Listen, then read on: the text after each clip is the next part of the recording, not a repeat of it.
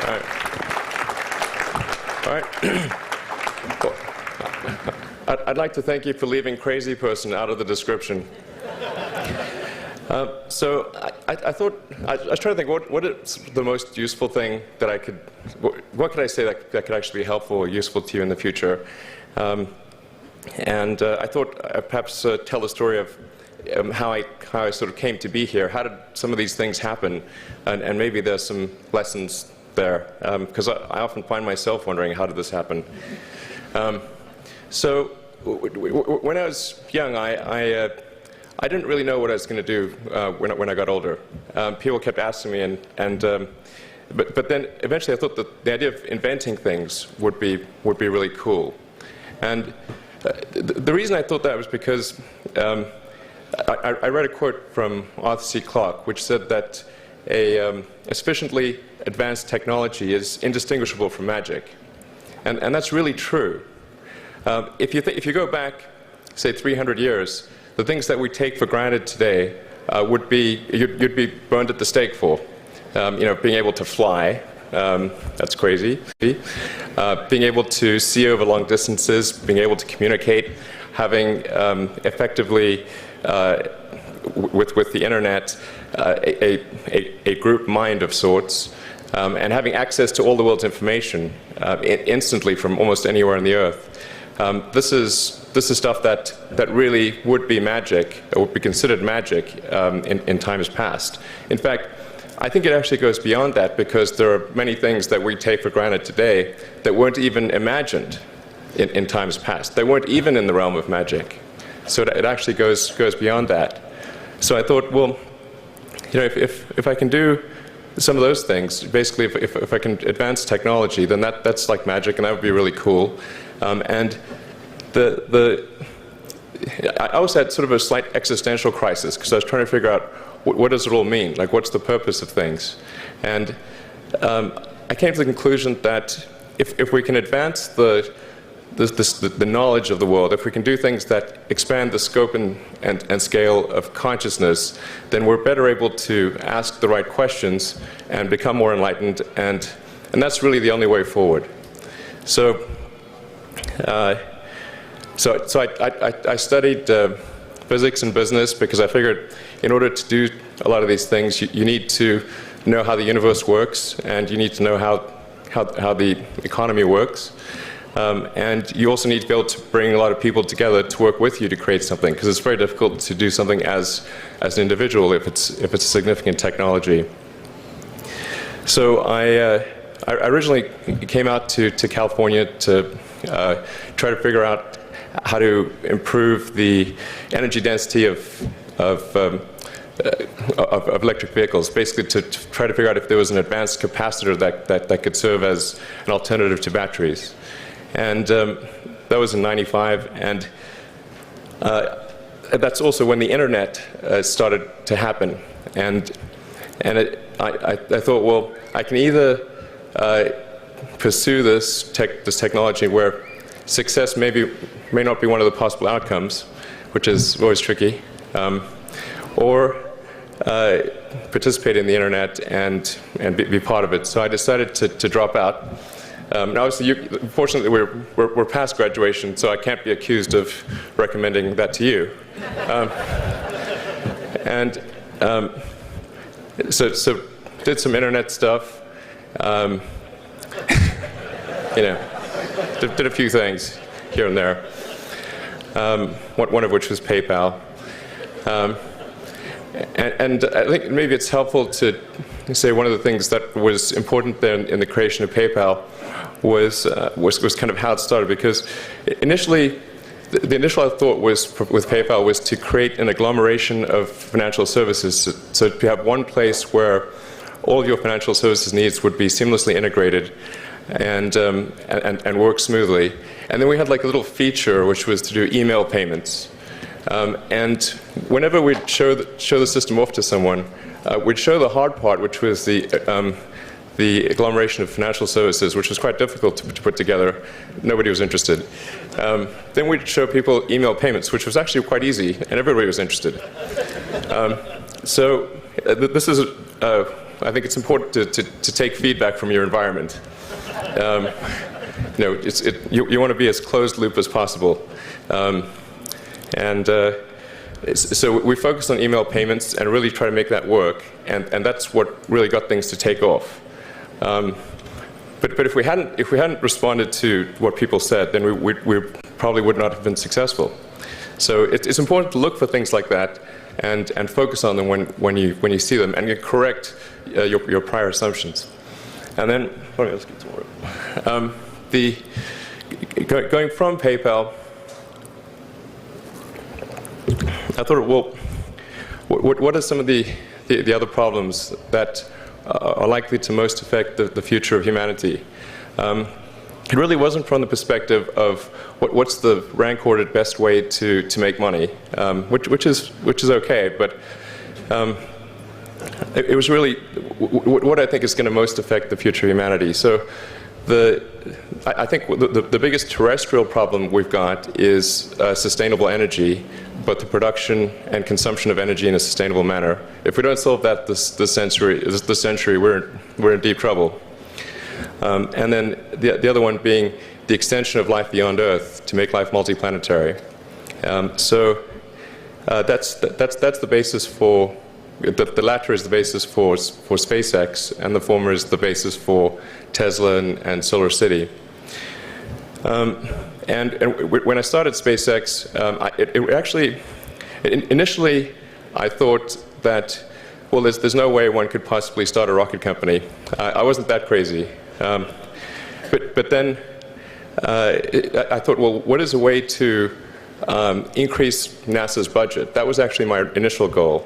So I thought, well, if we can do a low-cost mission to Mars, something called Mars Oasis, which would land seeds with seeds and dehydrated nutrient gel, and you hydrate them upon landing, and then you'd have this great sort of money shot of green plants on a red background, and the public tends to respond to precedents and superlatives, and this would be the first life on Mars, the furthest that life's ever traveled, as far as we know. And I thought, well, that would get people really excited, and therefore increase NASA's budget. So obviously, the financial outcome from such a mission would probably be zero. So anything better than that was on the upside. So I actually went to Russia 3 times to look at buying a refurbished ICBM. Because that was the best deal. And I can tell you it was very weird going there in late 2001, 2002, going to the Russian rocket forces and saying, I'd like to buy 2 of your biggest rockets, but you can keep the nuke. That's a lot more. That was 10 years ago, I guess, so they thought I was crazy, but I did have money, so that was okay. And after making several trips to Russia, I came to the conclusion that actually my initial impression was wrong about because my initial thought was, well, that there's not enough will to explore and expand beyond Earth and have a Mars base and that kind of thing. But I came to the conclusion that was wrong. In fact, there's plenty of will, particularly in the United States, because the United States is a nation of explorers, of people who came here from other parts of the world. I think the United States is really a distillation of the spirit of human exploration. So, but if people think it's impossible, then, or it's going to completely break the federal budget, then they're not going to do it. So after my 3rd trip, I said, okay, well, what we really need to do here is try to solve the space transport problem, and started SpaceX. This was against the advice of pretty much everyone I talked to. One friend made me sit down and watch a bunch of videos of rockets blowing up. Let me tell you, he wasn't far wrong. It was tough going there in the beginning because I'd never built anything physical. I mean, I'd built like little model rockets as a kid and that kind of thing, but I'd never had a company that built anything physical, so I had to kind of figure out how to do all these things and bring together the right team of people, and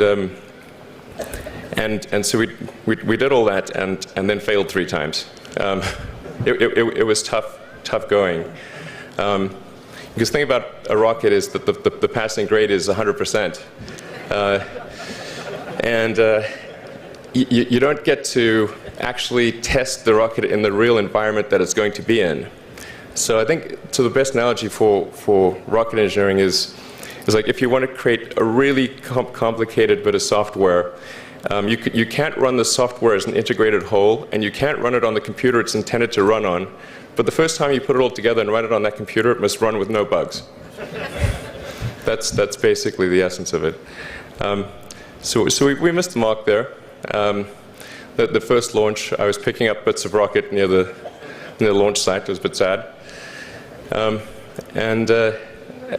we learned with each successive flight, and were able to, eventually with the 4th flight in 2008, reach orbit. And that was also with the last bit of money that we had. So thank goodness that happened. I think the saying is 4th time's the charm. So we got the Falcon 1 to orbit,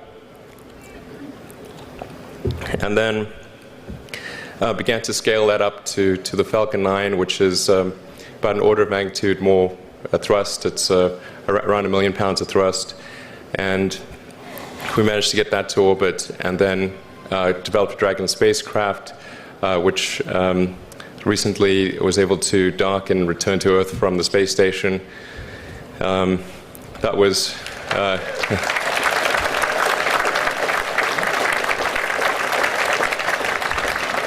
thanks.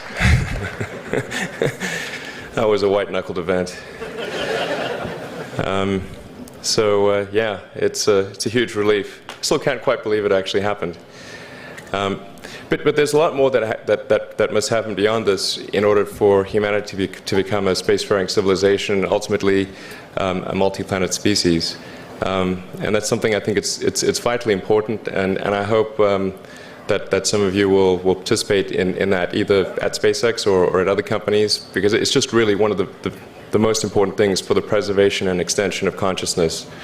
I mean, it's worth noting, as I'm sure people are aware, the Earth has been around for 4 billion years, and civilization, at least in terms of having writing, has been around for 10,000 years, and that's being generous.